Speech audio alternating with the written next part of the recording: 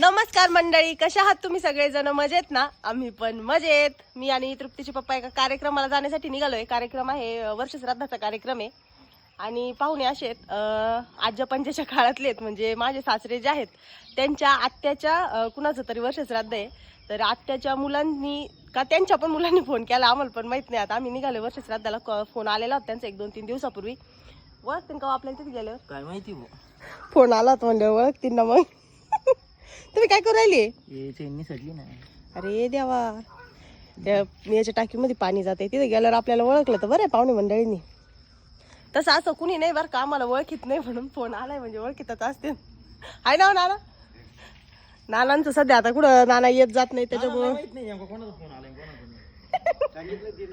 नानाला सांगितलं मी, पण मग नाव मला बी नाव माहित नाही ना पक्क. आता ठिकाण माहिती कुठं जायचंय.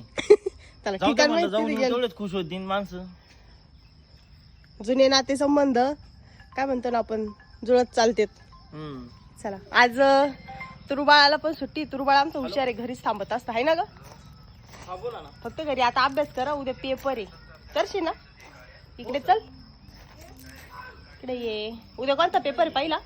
मराठी आणि मॅथ दोन्ही पण नाही. मराठी नंतर मॅथ. मराठीचा मॅथचा चांगला अभ्यास कर. हे बघा, हे गंध पावडर नाही केलं.